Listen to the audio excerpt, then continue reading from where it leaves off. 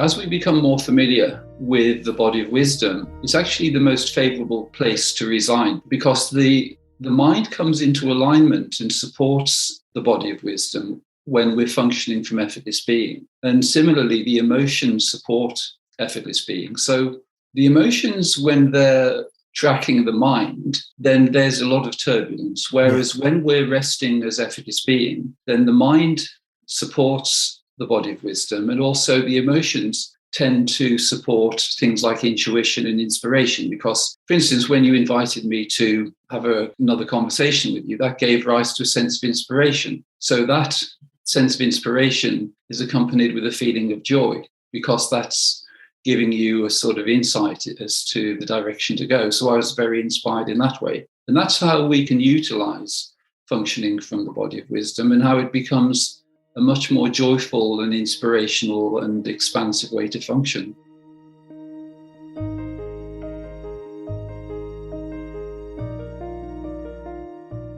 Welcome to Letting Go and the Greatest Secret, where we explore the end of your suffering and the beginning of lasting happiness. I'm Hale Dwoskin, and today we'll be talking again with David Bingham, who was a featured teacher along with me in Rhonda Byrne's book, The Greatest Secret. David was an ordinary, everyday person like you and me, with one difference. After 20 years of searching, he discovered the truth while listening to a podcast, like you are doing right now. David is now a teacher who has helped many realize their true nature.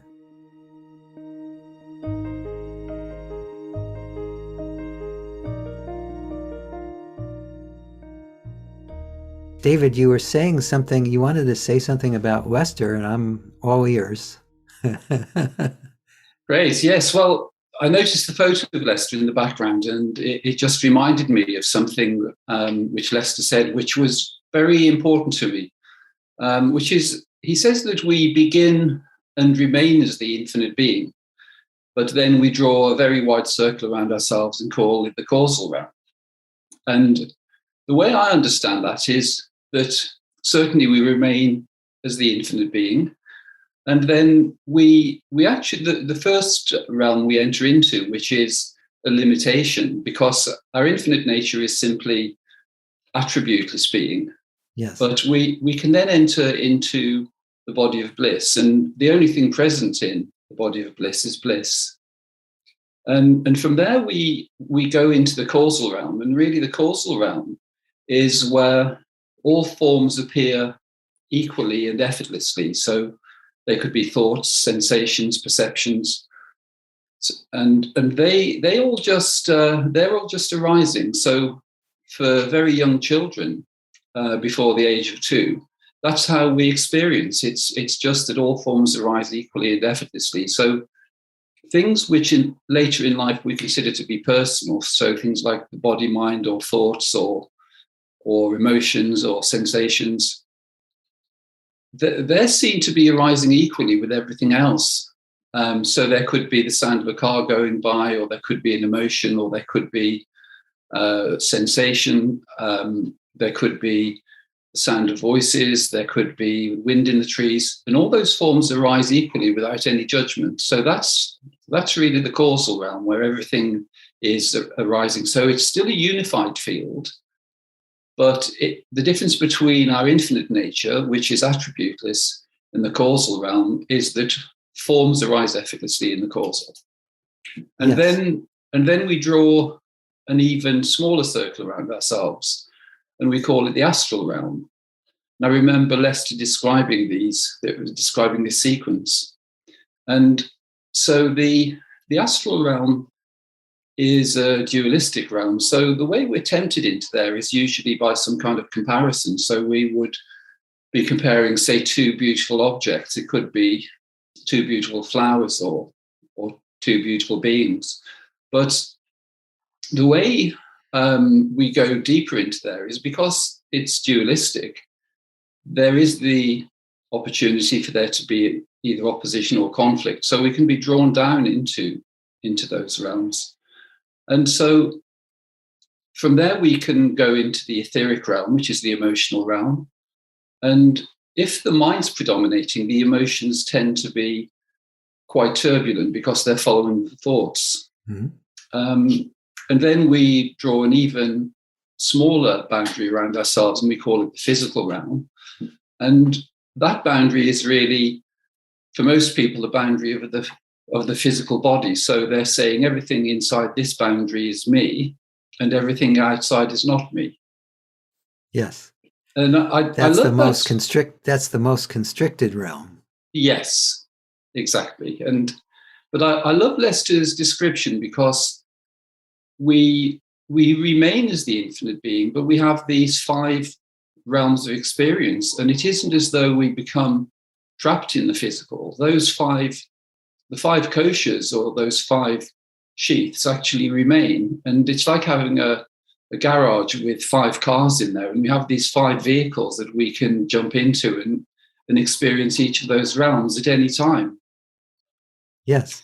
Lester also used to say that we're in all the realms at the same time. Yes. It's just that where most of us are focused on is the physical realm and the realm of thought and emotion, and yes.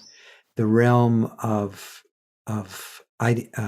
conflict, which is I guess the astral realm. Yes. And most of us have forgotten that we're actually experiencing the causal realm, or the realm of yes. ideation, all the time. Yes. And we're not realizing it. We're so yes. lost in the denser realms that we don't see it. Yes. And that bliss realm, even though we're experiencing it all the time, we're so focused on the other realms we don't notice it. And when we think we're experiencing pleasure or joy from something that's happened in the physical realm, it's actually just that yes. realm of bliss just simply shining through. And all of that is contained within that non-dual, yes, effortless, choiceless, changeless, pure awareness yes. that we actually are. All these other realms are just superimpositions. As he said, you yes. just draw these smaller and smaller circles around yourself, but in actuality, you never do. It's just yes, we remain as the infinite, and they're all existing within our infinite nature. Yes. But I love the way Lester described the way the body of bliss is available, because it's actually really liberating in a materialistic sense, because many people feel as though they need to acquire things to make them happy. But I love the way Lester collapses that notion in the way he says, well, actually, when we achieve whatever it is we're seeking, this bliss arises, but it isn't because we've attained the object. It's because all of the effort involved in pursuing it actually just falls away, and the bliss that was already there just appears. And I think that's amazing knowledge. Yes. No. Again, there's even though Lester often spoke in a more dualistic way than that a lot of the non-dual teachers of our generation talked, he clearly was completely aware of truth. Yes. And he had a real affinity for the yogic way of describing it. The koshas is what you just described.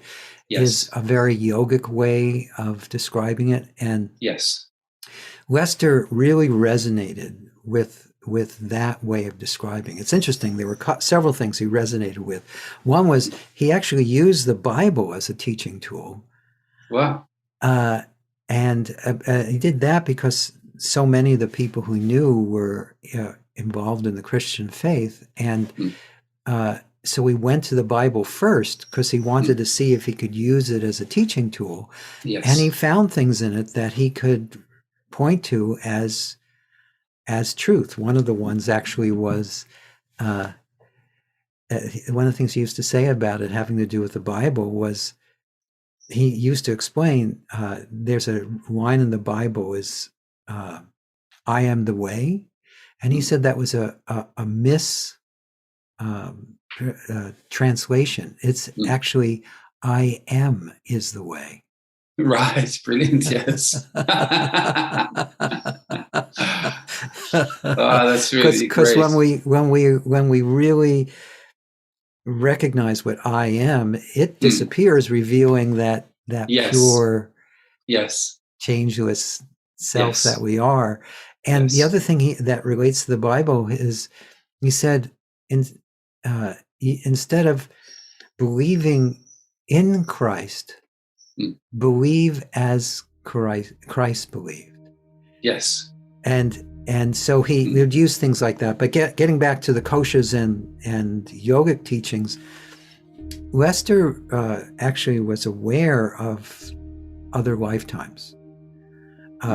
And he said that he had many lifetimes as a yogi. And and that was part of the reason that I believe that teaching came in so strongly. Yes.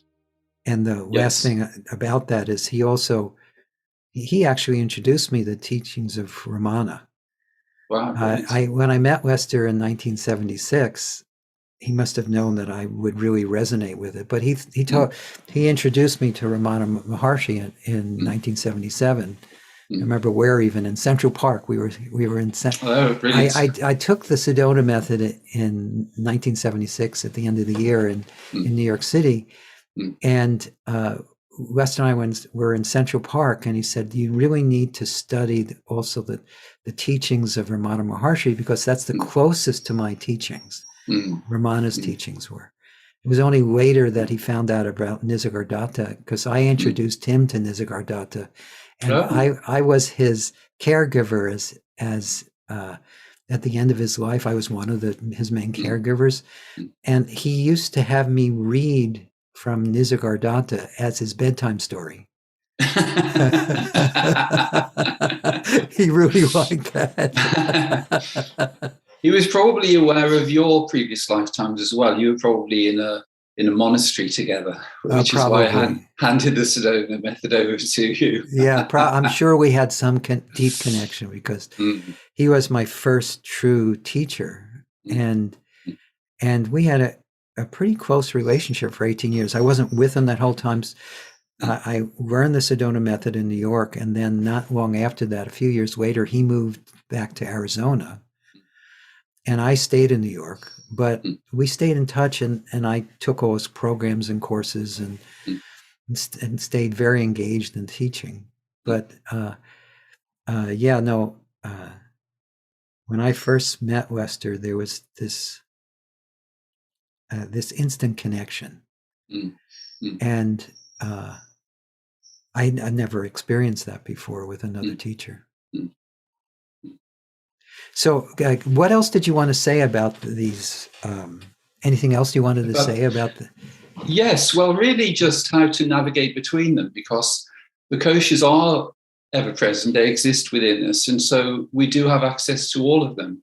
So a really important thing to know is that there's a dividing line between the mental body and the body of wisdom, which is because the causal realm it could be described as the body of wisdom or effortless being, because it's where all forms arise equally and effortlessly. So the dividing line between the mental body and the body of wisdom, or the causal realm, is the dividing line between effort and effortlessness, because the body of wisdom is available effortlessly. So it's just really noticing forms appearing. So there could be thoughts appearing effortlessly, there could be emotions appearing effortlessly, and there could be sensations. And so when we know that, we can actually rest as that. And we can rest as that in any moment, because it's just really noticing the forms arising without any judgment. Yes. And then we also have the option to engage the mind. So if there's something which is arising, so there could be, there could be a perception, or there could be the sound of something, and then we can consciously engage the mind to comment on that. But it's really good to make that distinction, because as we become more familiar with the body of wisdom, it's actually the most favorable place to reside, because the the mind comes into alignment and supports the body of wisdom when we're functioning from effortless being. And similarly, the emotions support effortless being. So the emotions, when they're tracking the mind, then there's a lot of turbulence. Whereas when we're resting as effortless being, then the mind supports the body of wisdom, and also the emotions tend to support things like intuition and inspiration. Because if something is arising, for instance, when you invited me to have another conversation with you, that gave rise to a sense of inspiration.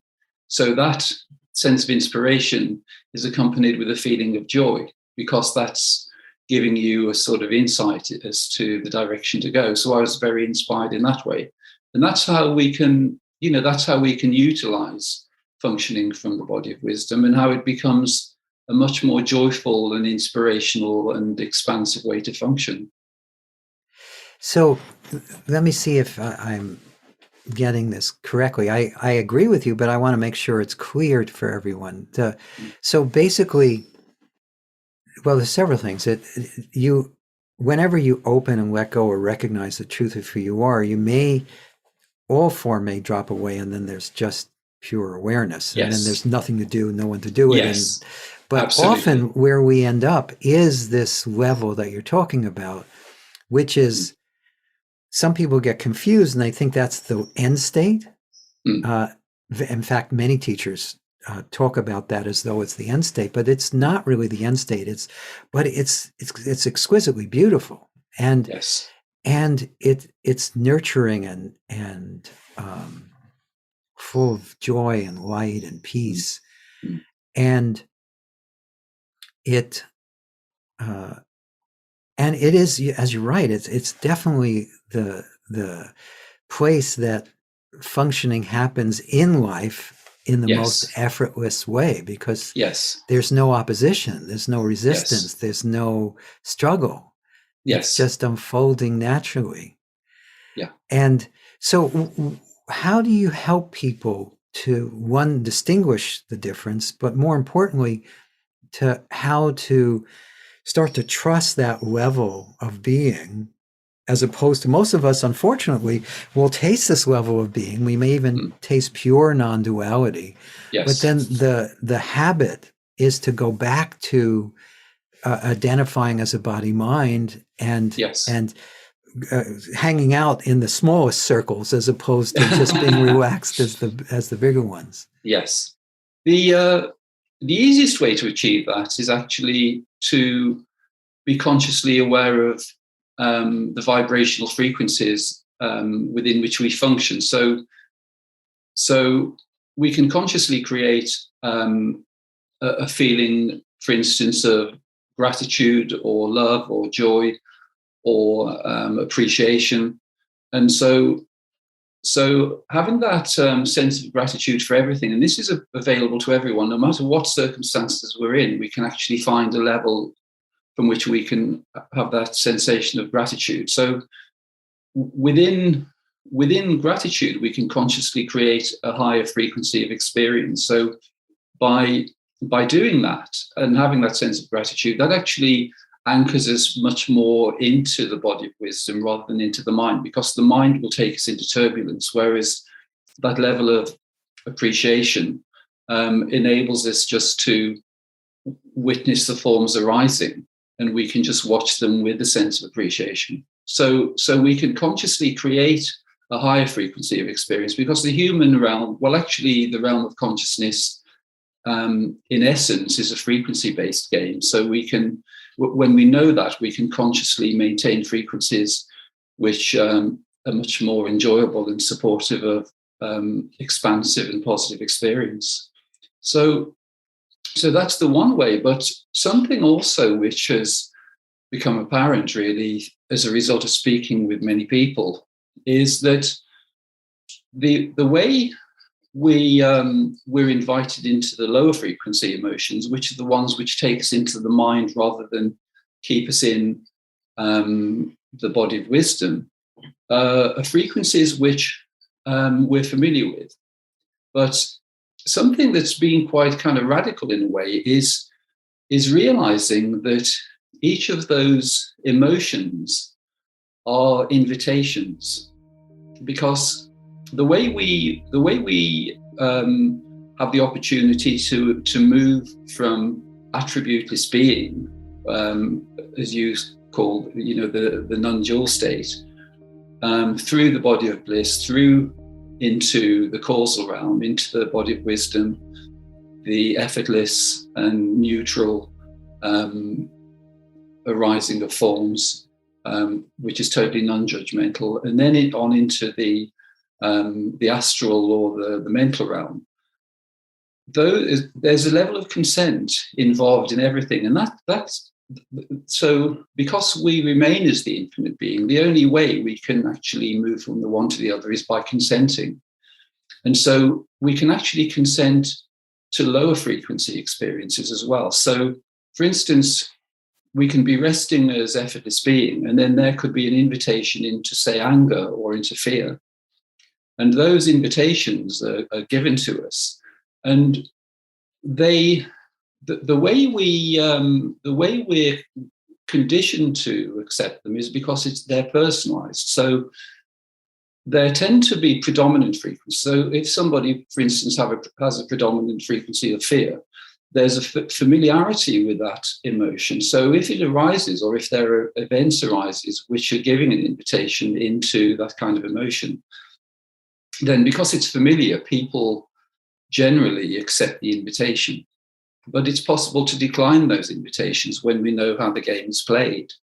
So declining the invitations is the way we do that is firstly by knowing that it's an invitation rather than something personal to us, because the way it's compelling is because it appears as though these condition patterns are personally owned. So we believe that they're written into the DNA.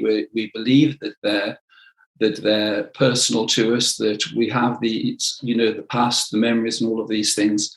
But the truth is, as Lester says, that we remain as the infinite being, and so all of those, all the koshas are available to us, but we remain as the pristine being throughout. So even the idea that we're tainted in some way actually is never true. So in any moment, for everyone, we're actually remaining as the pristine being, but then there's an invitation into a lower frequency experience. And because they tend to be habitual, then it's almost like a repeat performance. So if we're familiar with, entering into a state of fear or anger or depression, then we tend to accept those invitations because we're familiar with them. And if we accept them, it's a bit like buying, if we buy something from Amazon, say, there's because we bought something, consciousness is logged that we've actually made that purchase. And so we get an invitation a few days or weeks down the line to buy something that's similar. And it's very similar to the way the emotions work, because if we accept the invitation into a lower frequency experience, then we're going to be getting an invitation of the same frequency a few days or weeks down the line. So or a few minutes. Yeah. I love that analogy of Amazon because, there's a marketing technique, and it's not just on Amazon, it's all across the web. Yes. What happens is people are tracking your interests. Yes. And so when you go from site to site, you'll see ads and suggestions from various sites.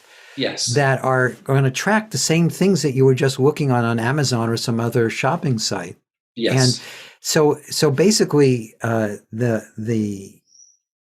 we get the mind is presenting these same hooks or same, as you say, invitations to us because we bought it before, and and it is just as you said, it's an accepting, but it's actually a buying it. You're allowing yourself as instead of just remaining as that one non-dual state, which actually you can't not remain as that, but it's as identifying as that. Yes. You start identifying with these things that you bought. Yes. And, yes. And just like when you're navigating the web, you don't have to buy everything that someone's selling you. If you did, you'd go broke in a day. Which is how we often feel. We feel like, oh my God, life is a mess. Well, it's because exactly. We overspent. Exactly. Because, and it's actually our energy reserves that are compromised, because when we go into those low frequency emotions, they do deplete our energy. Yes, and yes. So the energetic bank becomes depleted or even overdrawn. Yes, no, I had the same thought as just before you said that. Where we have this.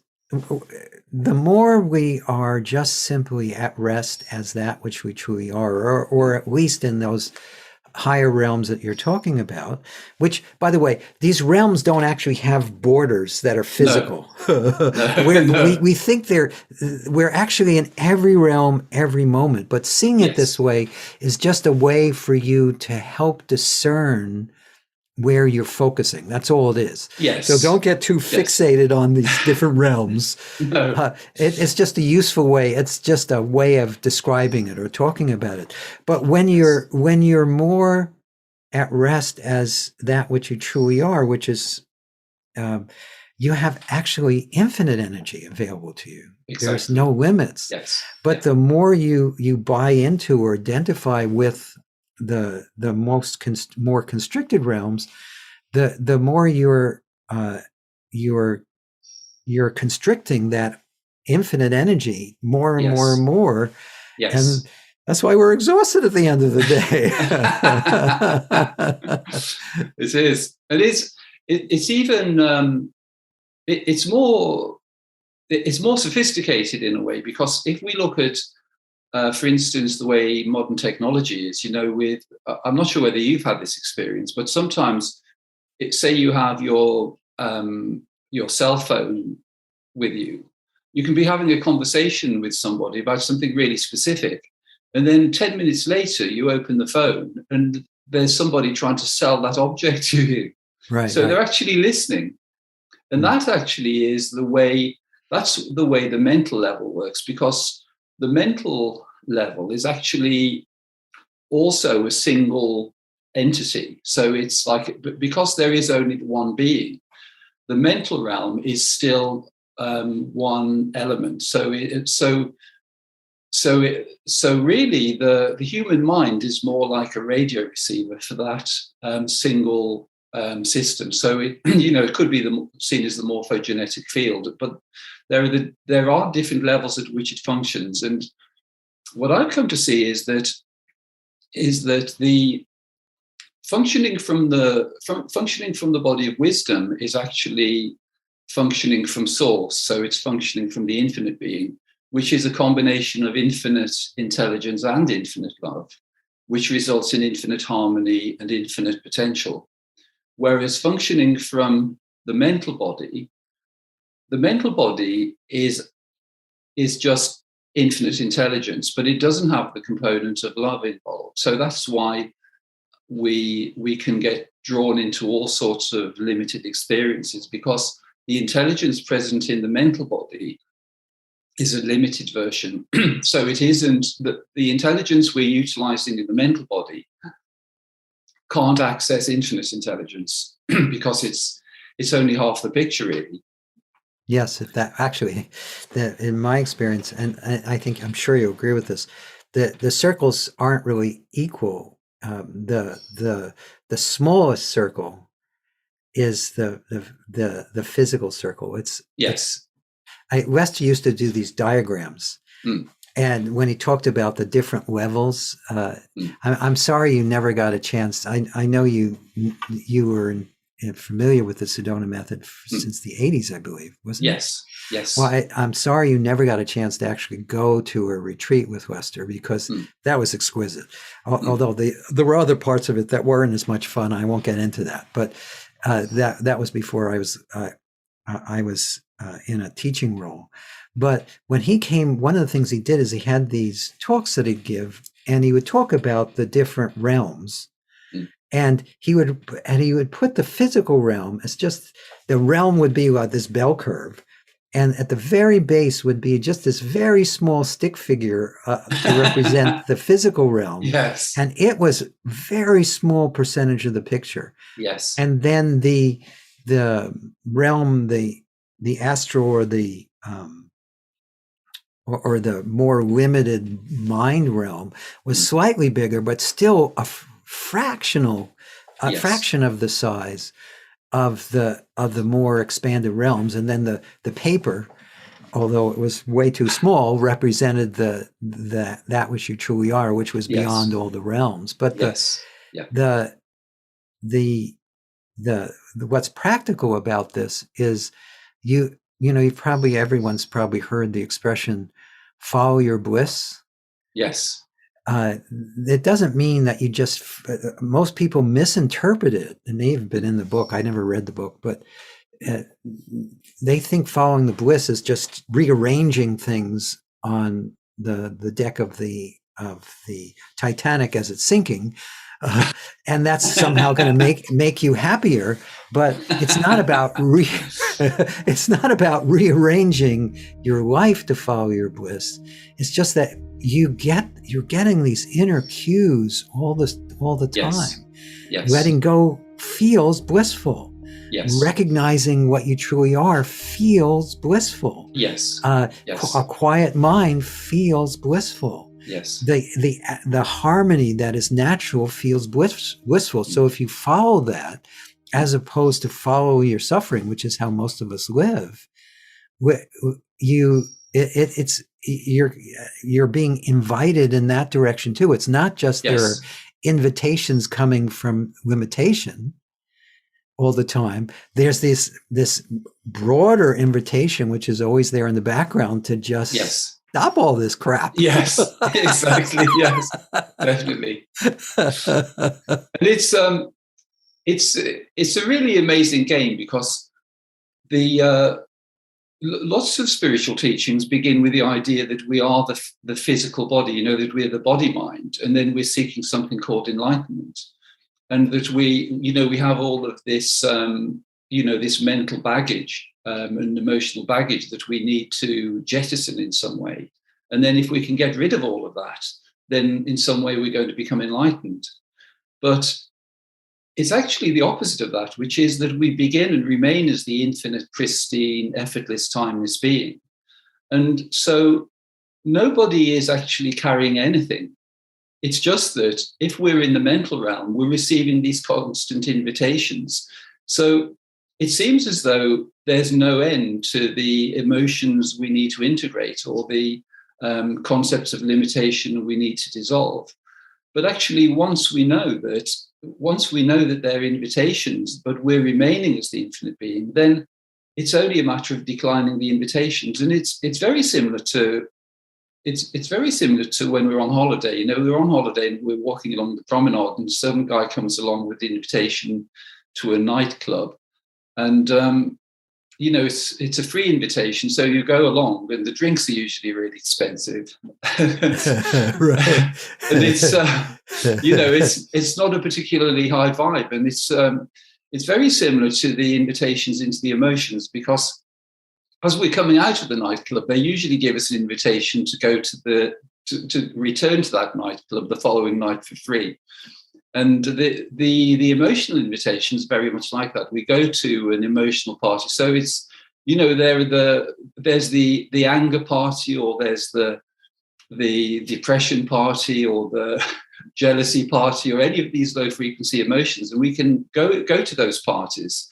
And then we always get a free invitation as we're leaving. So as the energy or the sort of frequency of those emotions subsides, we're actually receiving a free invitation into the next one. So you can guarantee that as you say, it can even be a few minutes later. Right. We're being invited back in again.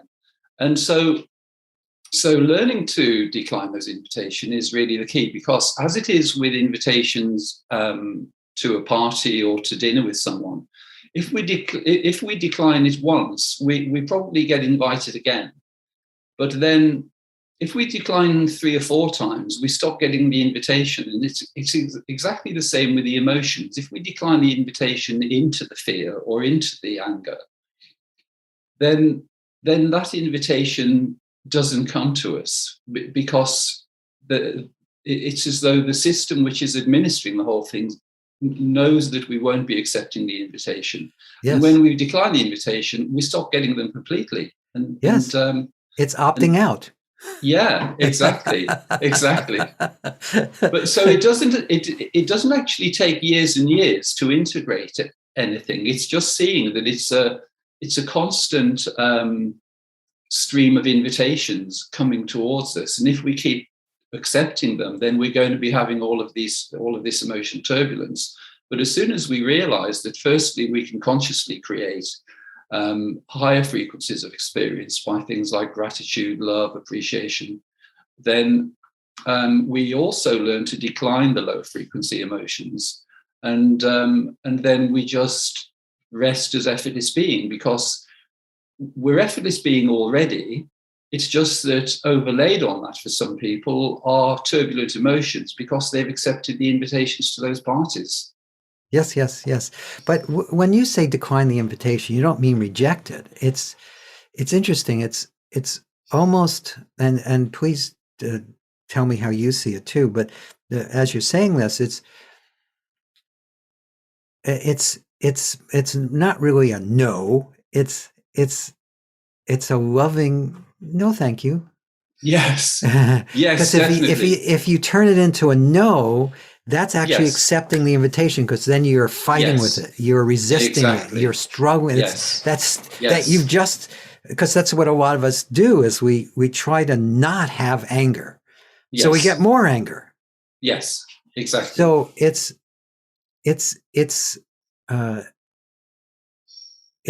actually a welcoming or an allowing of the invitation, but not taking delivery of it. Yes, not buying into it. Yes. Would you agree with you? Well, you keep saying yes. I guess you do agree with that. Well, a couple of practical examples. I've learned the way this functions. I've learned the way this functions by speaking with different people, because people, some people contact me and they actually just want a conversation. I've had lots of people recently, and they've contacted me and they're already self-realized, but they just say, I don't really know anyone I can have a conversation with about this, so I thought I'd make an appointment and have a chat with you. So that's been lovely, really. Oh, I'm sure that's fun. Realizing how many people there are already self-realized. So that's, that's really inspiring. But sometimes there's a predominant frequency. So with the whole range of people I speak with, there are some very specific ones. So an example of one is someone who has empathy towards children. So if somebody is disturbed by any kind of suffering to do with children, there can be a frequency which is established on that basis. Now, it's actually a positive thing, because it's based on compassion. So they really love children and they want children to be safe and they want them to be happy. But there can sometimes be an invitation into suffering in that respect. So an example of somebody in that situation, if there's suffering involved, because it's possible to love children, be totally supportive of them, and not be emotionally disturbed. But the way we receive invitations is, and this is how it's been described to me. Some people say they've had this feeling of about vulnerability, for instance, say to do with children or animals. That's another one, or older people. There's quite a funny story. There's a lovely lady I know who had this vulnerability to do with older people, and whenever she saw older people, she'd want to go and take care of them. So she'd go and see that they're okay, or carry their shopping or something. And her husband used to say, "Well, I don't mind you doing that, but don't bring them home." But it's just that because we're the infinite being, whatever frequency we're holding to be true, we're getting invitations on the basis of that frequency. So there are certain people, and they're so specific, and I see this because of the people I'm speaking with. So to go back to the example of someone who feels a sense of vulnerability around children. So they would maybe turn the TV on and there'd be something, coming on the screen, showing that there are children, who don't have enough food, or, they're having to move from their home country, or, so because the world is a reflection of our consciousness, if we have a predominant frequency, we have a predominant theme of suffering. So it depends on what the theme is that we're subscribing to. That actually determines the delivery of the invitations. So somebody who has that feeling, say, towards the vulnerability of children, they're constantly getting invitations into emotional frequencies based on that topic. And as the lady I mentioned, who has this affinity with older people, she was constantly getting that, that she'd go into town and then she'd see older people and maybe they weren't so mobile, and, she'd feel quite compassionate towards them, but it would be emotionally turbulent as well. But once you know what the game is, it's actually easier to decline the invitations because you can see them coming. In the same way as you can see the invitations from Amazon coming. If you bought a book from Amazon, then that in your inbox, you'll be getting lots of invitations to buy books of a similar kind. Yes, and yes. So that's how it's become really obvious the way this, the way the system works, the way the system of invitation works, because, people, I'm speaking with these people and they're having these very specific experiences. So, for some people, it's, feelings of compassion towards older people and being emotionally disturbed by that. For others, one lady I spoke to was to do with animals. Wherever she looked, there were these images of suffering animals flashing in front of her. And children, that's another theme. Or, it could be, some people are preoccupied with death, for instance. That's another one. So they're constantly getting invitations to subscribe to some sort of funeral plan or something. Yes. Or when you say invitation too, it's these invitations are really like filters. Yes. Because two people can be in the same situation and they're getting different invitations. Exactly. Yes. Because they're the things they've already. It's interesting if you look at your belief systems, it's just simply limitations that you've subscribed to. We're sticking with the internet technology. Description. Analogy, We all of us subscribe to different lists or different.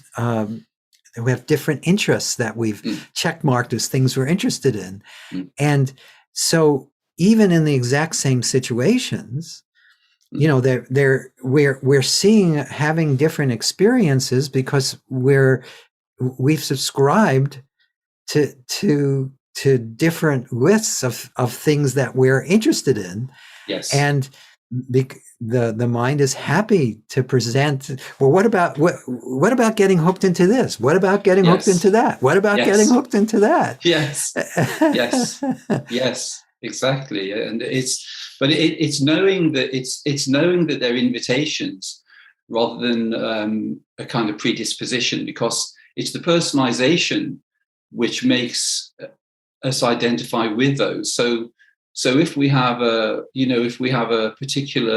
tendency to be triggered in a particular way, so if somebody is being triggered into depression by certain thoughts or images, or experiences from the past is another one, because experiences from the past also provide invitations. Yes.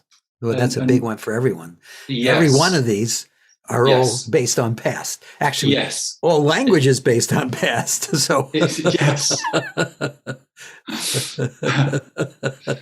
But it's really it's an amazing game, because something else which has become apparent is that nearly everyone who contacts me has had quite a turbulent childhood. There are exceptions. Yes. Rhonda had a lovely childhood. Right. Rhonda, she had a great family and it was very loving and very harmonious. But there are usually some challenges at some point, but with many people I speak to, they've had quite turbulent childhood. It's quite a turbulent childhood in one way or another, and the challenge, because the game is a challenge, really. It's the challenge of going beyond the limitations of the personalization of those experiences, because while we're investing in them and then we're getting repeat invitations back into those frequencies, then they can predominate. And for some people, they predominate for the whole of their life. Oh, for most people. If you watch most people, they've early on they subscribe to certain belief systems or certain ways of seeing the world, and all they do is, because it is also a filtering, what they do is they filter out all invitations for anything else, and they're just looking for better and better ways to suffer in that particular way. Yes. And they're certainly filtering out the invitation that's coming from within them to just settle, yes, and be that joy, yes, and bliss and yes, stillness that they are. Yes, that gets totally lost in their specific invitations. And it's really interesting to watch how most people, we've become lost in, yes, our favorite source of invite. But also, I love your analogy of it as an invitation, because there's something very gentle about that, but because it doesn't have to be, I've worked with thousands and thousands of people. Part of where people get caught is they think that's about them. Yes. And they think that's my limitation, or I'm the one who responded to all these invitations, which is a lie. But also the invitations themselves are me. That's where, yes, people get confused. They think, yes, they are this list of invitations, yes, to suffer in this particular way, and they, yes, forget that they're just invitations. And so if people can see it as just an invitation, not who they are, yes, just in seeing it that way, the inclination to answer the invitation, say, yes, I'll buy this, and I want a 10-pack. Yes. I often say to people, I can tell the mind was having a special that day. Yes, special offer. Get 2 and buy 1 and get 1,000. It can be that intense, but the solution is actually really simple, because when the starting point is pristine, attributeless being, which is infinite potential, then we don't need to reintroduce all those limitations. And a really good way to do that is by being attentive to the way we feel during the day. So lots of people, and society conditions people into the idea of things like effort, hard work, achieving things in time. So lots of people are, frantic and hurried in the way they go about anything, and don't really enjoy anything, because they're always trying to get somewhere else.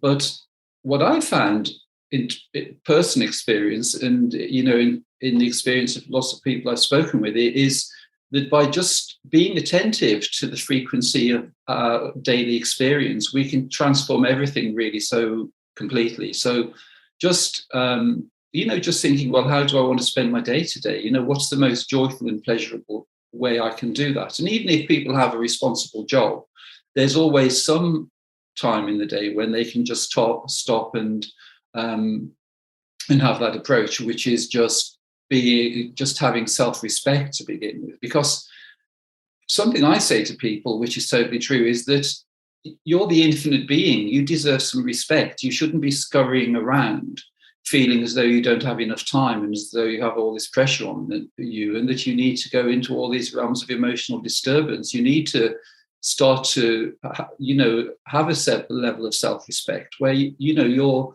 being kind to yourself, and the way you conduct yourself through the day is to do with giving yourself time to do things and to be allowing life to unfold in a really joyful way. And if you create space, then amazing things can come in.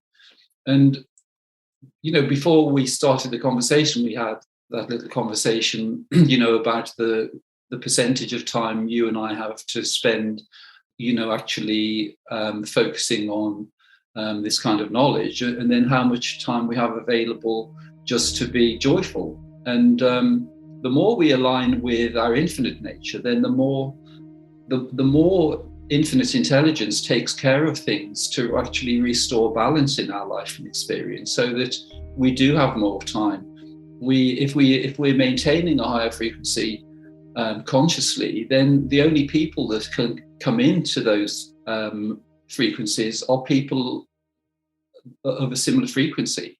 You know, if somebody has an idea that they're not lovable, or that you know, that they could never meet somebody that they could be happy with, or you know, or they're maintaining lower frequency emotions, the only people that can glide into those kind of lives is people who are a frequency match for them. So just being conscious about the way we structure each day, just to be able to have that sense of self-respect, you know, enjoy the natural environment around us, give people full attention, have a sense of relaxation. And wherever we can create that, we're actually creating a frequency which is much more desirable. And then the ability, it's a much shorter step from that level of ease into effortless being than it is from a frantic, mind-based form of experience. No, absolutely. Again, I'm going like this as we're going through this, because I love what you're saying. And a lot of people will also think, well, if I don't have time, I don't have time. I can't do that. Well, the thing is that each moment, whether you're in the middle of work, you're driving your car, even in the middle of an argument, you can choose what frequency to either bring to that, yes, or to recognize within that. Because, for instance, yes, if you're having an argument with a loved one, you can focus on where you disagree, or you can focus on, wait a minute, I love this person. Why am I arguing? Yes. And so in the beginning, and it's important I think for people to hear this, you might not necessarily change all the external circumstance, but you certainly can start to change your internal reaction, and what you choose to give your focus to, what you choose to be in that moment. Because I love Nisargadatta. He's one of my favorite teachers from the East, and let me see if I can remember the quote. It's interesting. I'm so used to talking from absolutely nothing. Sometimes the specifics disappear. But I know exactly what you mean. Yes. But let's see if I can remember the thing that Nisargadatta was tickling me, and he wanted to give me this thing to add to the conversation, but now it's blank. Let's see if it comes back.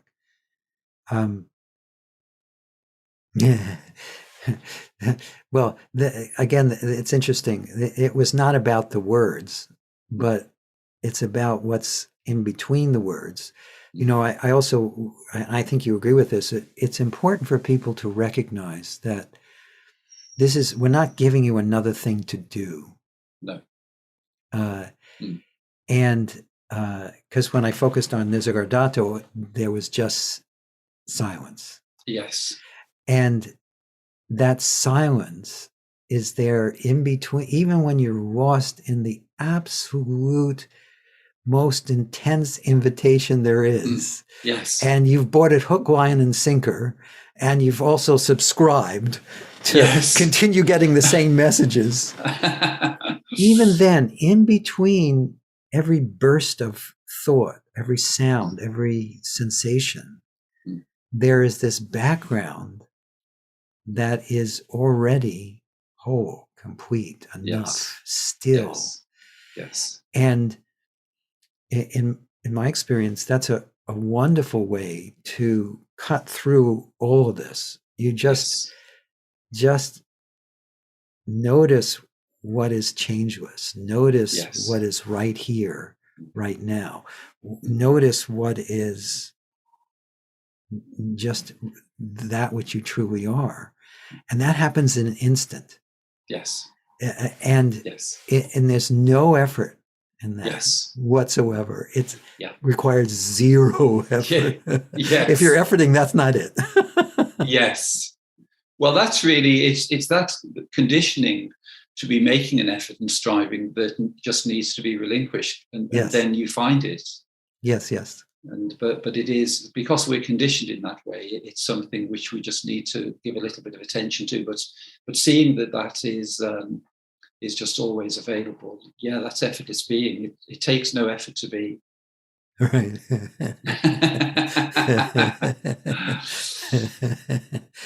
Yeah, and that's what Lester and Ramana and Nisargadatta had in common. They all talked about the highest teachings. Lester used to say this: the highest teachings are the silent teachings. Yes. Lao Tzu said that Tao that can be named is not the true Tao. Yes. Ramana said something very similar to Lester, that the real teaching is in silence. And when you read a book by Nisargadatta or Ramana, because it's a book, they filter out all the silence. Yes. Or Lester. When Lester talked to groups, there was some talking going on, and that's what's been recorded in Happiness is Free, for instance. But those groups that he spoke to, they spent most of their time in silent being. And that teaching is always just, it's we're swimming in it. We're actually floating in it. Swimming is too much work. We're floating in that every moment, and it's always available to us. Yes. And it instantly stills the whole invitation process. Yes, it does. Yeah, it is. It's so simple, and just realizing that the starting point is pristine, effortless being, and then there's always the option to consent to some kind of frequency experience. Right. And right. the frequency is also based on our own consent. Yes, we can consent to lower frequency or higher frequency, and those options are always available. Yes, absolutely. But again, since you mentioned frequency, the frequency is always, you can't appreciate any frequency, you can't even perceive it without the background. No. And as we've been talking about this whole time, the background, the thing that never changes, is that which we truly are. Yes, definitely. Yeah. Anyway, that went I could keep talking, except that we've already gone on for a while. Yeah. So, do you have anything else? Anything else you want to leave people with, or suggest for an exploration? The information within our conversation, I think, has just been very comprehensive, because we've presented avenues from your side and from my side. So I think there are ways for people to see the simplicity of infinite being, and the fact that it is already present. And the main thing to be aware of, I feel, is that it's the element of personalization and ownership that is the thing which is most compelling. So for instance, if we accepted invitations into lower frequency experience in the past, they're actually being beamed to us. So the mind is like a radio receiver, and those invitations are being beamed into our mind. And the tendency is to personalize those, because it does sound as though they're to do with us, but actually they're just invitations.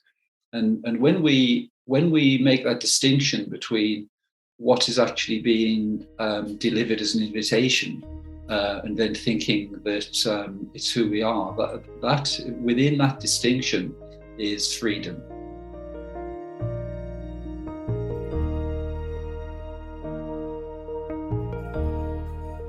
I hope you have enjoyed our conversation with David Bingham. To learn more about David, visit his website at nonconceptualawareness.com. That's nonconceptualawareness.com. If you've enjoyed this podcast, please subscribe so you have immediate access to future episodes. Please give us a 5-star rating and share it with the people you care about. If you'd like to learn more about my work, my mentor Lester Levenson's work, and the Sedona Method, please visit www.sedona.com. As you explore our site, you'll learn the key to lasting happiness, success, peace, and emotional well-being. We have books, courses, events, and plenty of free material to explore. Again, go to sedona.com. That's SEDONA.com. Thank you for being here, and we'll catch you on the next episode of Letting Go and the Greatest Secret.